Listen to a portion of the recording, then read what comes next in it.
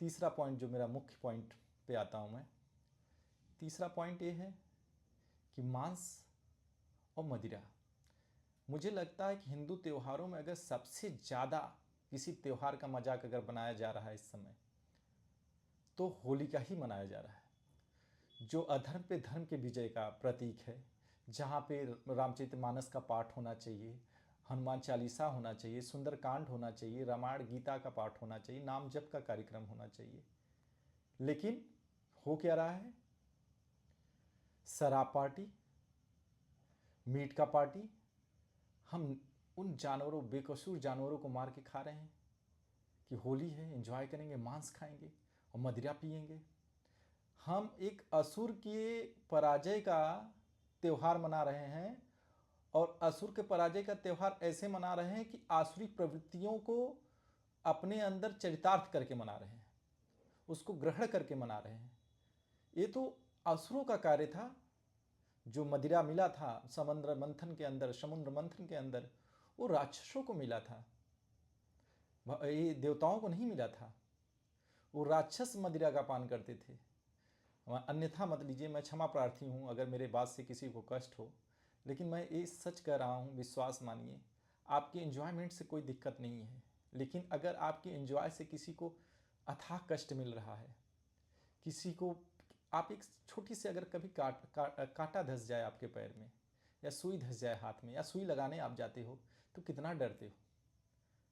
और एक पवित्र दिन, होली के दिन, उन जानवरों को, निर्दोष जानवरों को आपके मतलब जीवा सुख के लिए उन्हें अथाह कष्ट झेलना पड़ता है।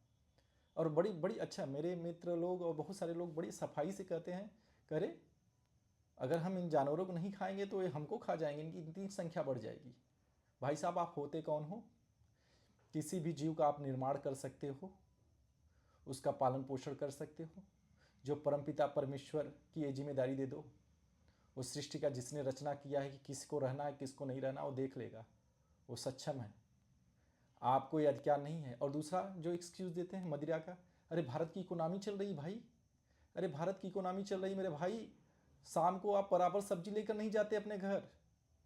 भारत की इकोनॉमी छोड़ो, आप अपने घर की इकोनॉमी चलाओ मेरे यार। आपकी भारत की इकोनॉमी के लिए मोदी जी, योगी जी बैठे हैं चलाने के लिए।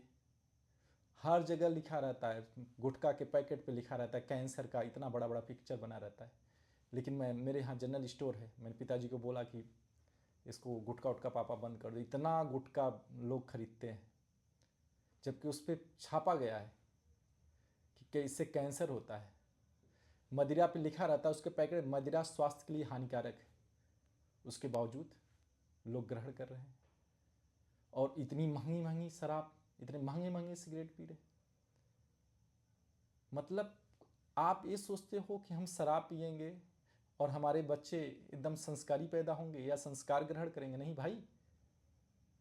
आज जो अपने पिताजी को आप कष्ट दे रहे हो, जिस तरीके से आपके पिताजी, आपके माताजी आपको इस नशा में, विकृत अवस्था में देख के परेशान हैं और टेंशन में, आजकल हार्ट के मरीज हो जा रहे हैं। मैं इस जनरेशन, अपने जनरेशन की बात कर रहा हूँ, अपने 8 साल 10 साल नीचे वाले और 10 साल ऊपर वालों की बात कर रहा हूँ मैं। पहले संस्कार ऐसा था कि बड़े लोग आते थे गांव में, टीवियाँ बंद हो जाती थी, टीवी नहीं चलता था। हम लोग अपने टाइम का बता रहा हूँ, इंटरमीडिएट में अगर कोई त्यौहार होता था, कोई फंक्शन होता, जो जींस पहन के नहीं जाते थे, वहाँ पे कोई बड़े बुजुर्ग बैठे रहते थे, इतना डर लगता था। आप मांस खा रहे हो एक निर्दोष जानवर को काट कर, और उस दिन, जिस दिन हमारा सबसे पवित्र त्यौहार है, आप मदिरा पी रहे हो। पता चला आपका इनकम नहीं, घर पे शाम को सब्जी, आलू, मटर और पालक नहीं लाते हो और दारू डेली पी कर आते हो। 100 रुपये के लिए 50 रुपये का आपके पास सब्जी के पैसे नहीं हैं, लेकिन दारू पीने के लिए आपको रेगुलर पैसे हैं।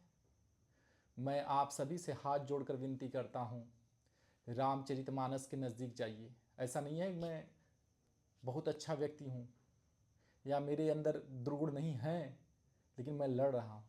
ये सब नॉर्मल चीज़ें आप छोड़ सकते हो, आपको लड़ना पड़ेगा इन विकृतियों से। अगर आप नहीं लड़ पाओगे तो आने वाला समाज, आपकी पीढ़ी नष्ट हो जाएगी।